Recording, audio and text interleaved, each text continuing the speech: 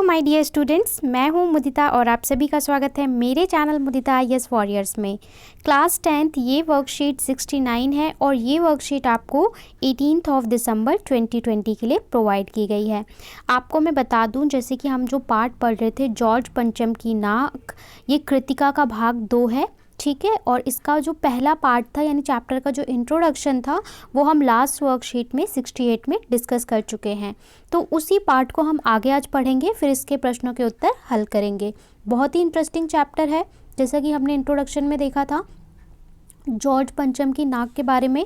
थोड़ा सा मैं आपको रिमाइंड करा दूं, अगर आपने जिन बच्चों ने वो वर्कशीट नहीं देखी है कि जॉर्ज पंचम की नाक क्या है, तो महारानी एलिजाबेथ भारत पधारने वाली थी और वो एशिया में भारत, नेपाल, ठीक है, यहाँ सब का दौरा करने वाली थी। तो इसके लिए वहाँ के अखबारों में और भारत के अखबारों में बहुत ज़्यादा चर्चा चल रही थी और बहुत सब तैयारियाँ चल रही थी कि महारानी एलिजाबेथ भारत आने वाली हैं अपने पति के साथ। तो आगे उसी पार्ट में देखते हैं क्या पढ़ाया गया है।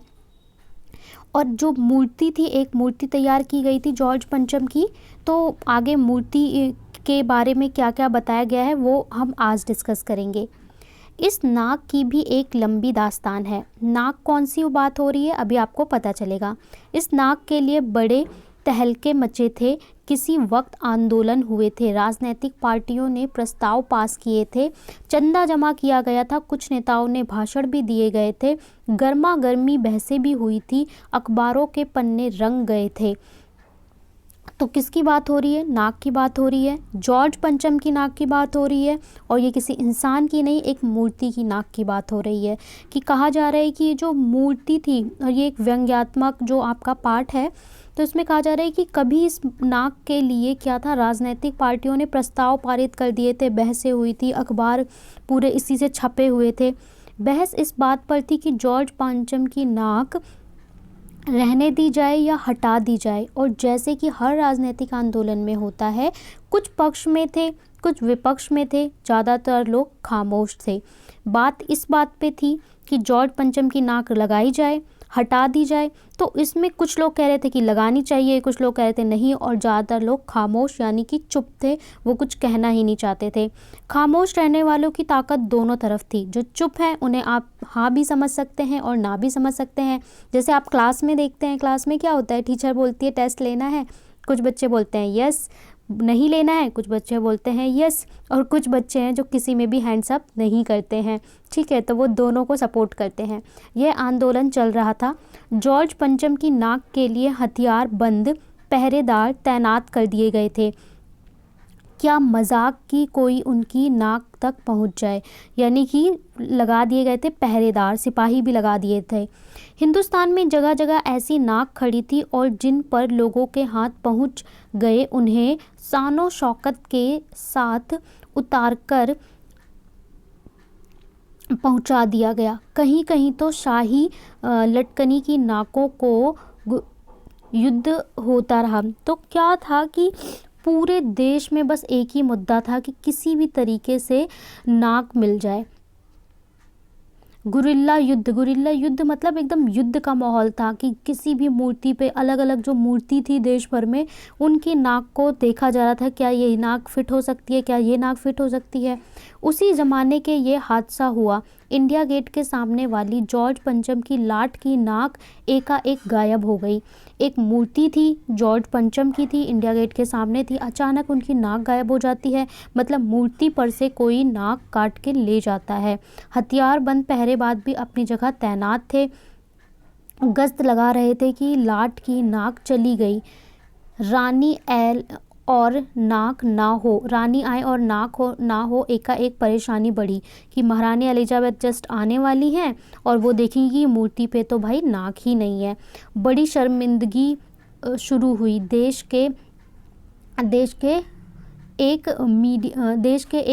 में एक फ़ौरन एक मीटिंग बुलाई गई और मसला पेश किया गया कि क्या किया जाए। कि भाई महारानी आने वाले, मतलब इमरजेंसी का माहौल हो गया कि नाक ही गायब हो गई लाट पर से।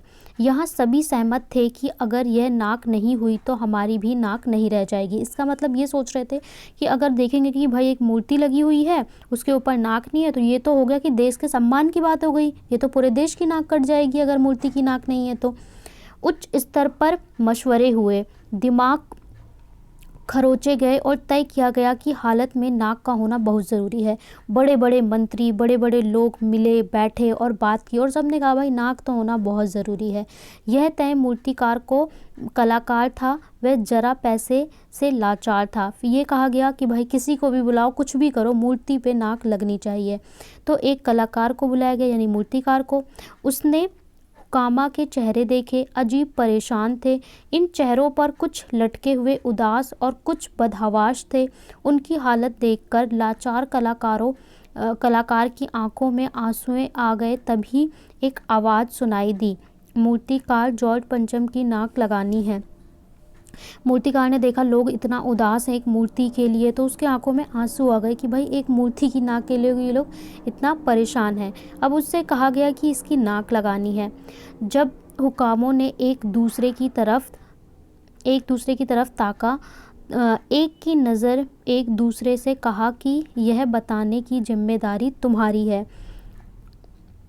खैर मसला हल हुआ।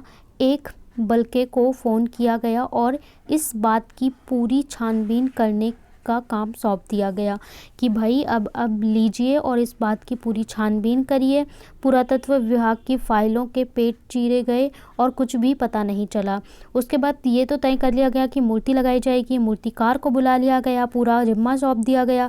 अब पुरातत्व विभाग यानी कि जितने भी रचना होती है, स्मारक बनाए जाते हैं, उसका सारा रिकॉर्ड पुरातत्व विभाग के पास होता है। पुरातत्व विभाग की सारी फाइलें को पेट चीर दिए गए, मतलब सारी फाइलें खोल डाली गई, छीन बीन डाली गई कि कहीं से भी पता चल जाए आखिर जो ये नाक बनाई गई थी किस पत्थर की बनाई गई थी, कौन कौन से इसमें धातु प्रयोग किए गए थे जिससे वैसी ही नाक तैयार किया जा सके। लेकिन कोई भी जानकारी नहीं मिली। क्लर्क ने लौटकर कमेटी के सामने कांपते हुए बयान दिया, सर मेरी खता माफ़ हो, फाइलें सब कुछ हजम कर चुकी हैं। अब क्लर्क से जिससे कहा गया था वो आया, उसने सब कुछ छानबीन करके उसके बाद उसने कांपते हुए कहा कि मेरी खता माफ़ हो, मतलब मुझे माफ़ करिए, लेकिन जो जारी जानकारी है वो फाइलें हजम कर चुके हैं, मतलब उसे किसी भी फाइलें में कोई जानकारी नहीं मिलती है। अब आपको शब्दार्थ यहाँ पे थोड़े से दिए हुए हैं, उसे देख लेते हैं।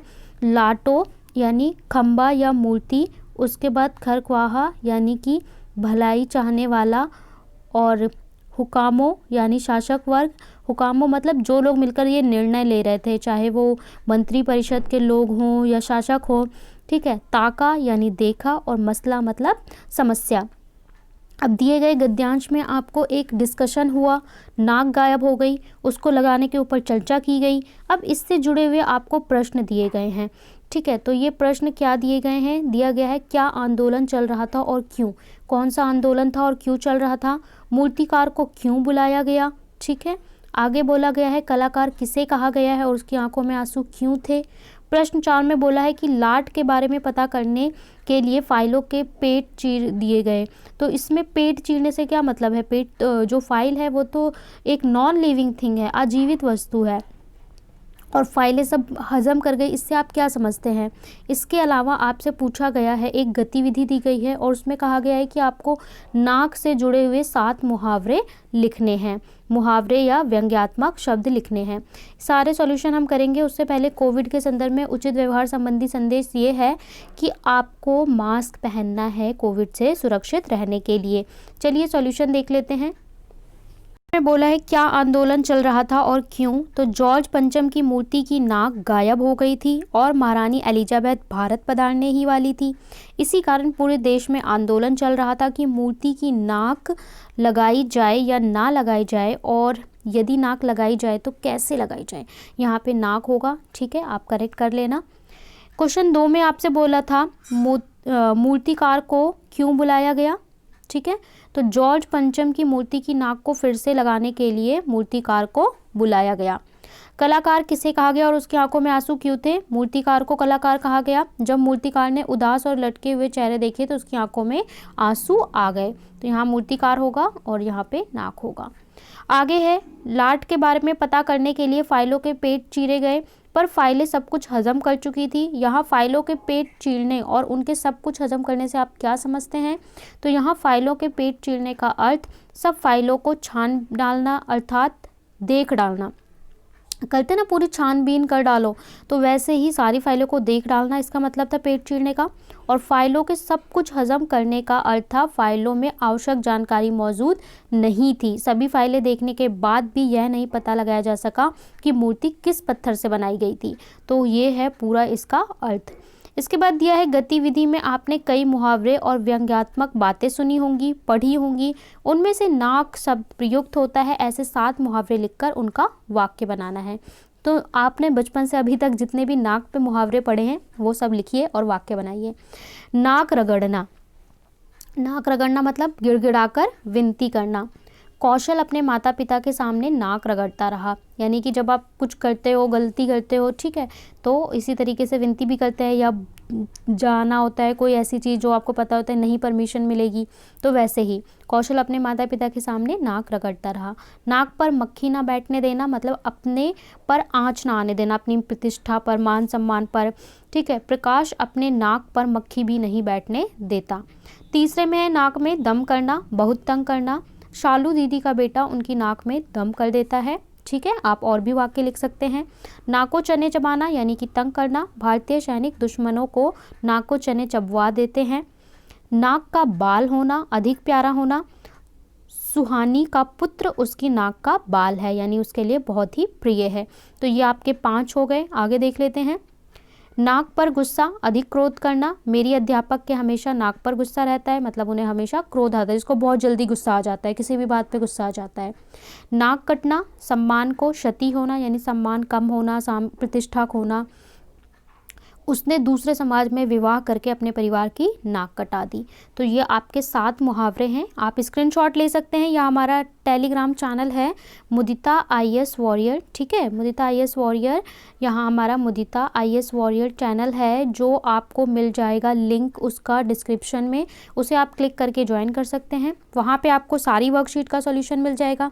इसके साथ ही सिक्किम प्रोजेक्ट पे हमने वीडियो बनाया है, लगभग 3 to 4 वीडियोस अपलोड किए जा चुके हैं। एक वीडियो है आपका इंटीग्रेटेड प्रोजेक्ट ऑन सिक्किम, यानी कि इंग्लिश में सिक्किम का प्रोजेक्ट कैसे बनाएंगे। एक है आपका संस्कृत में सिक्किम प्रोजेक्ट कैसे बनाएंगे। एक है कि मैथ्स में सिक्किम प्रोजेक्ट कैसे बनाएंगे। एक है complete all subject Sikkim project कैसे बनाएंगे। और एक है आपका इंग्लिश हो गया, ठीक है, मैथ्स हो गया, ठीक है, संस्कृत हो गया, ठीक है। और इसके अलावा आप ऑल सब्जेक्ट कंबाइन करके कैसे बनाएंगे। 4 वीडियो अपलोड हैं। बच्चों को नहीं मिलती तो आप प्लीज़ जाइए, एक प्लेलिस्ट में जाइए, EMC वाली प्लेलिस्ट में जाइए, और उस प्लेलिस्ट में आपको सारी वर्कशीट जितनी भी सिक्किम प्रोजेक्ट की हैं वो मिल जाएंगी।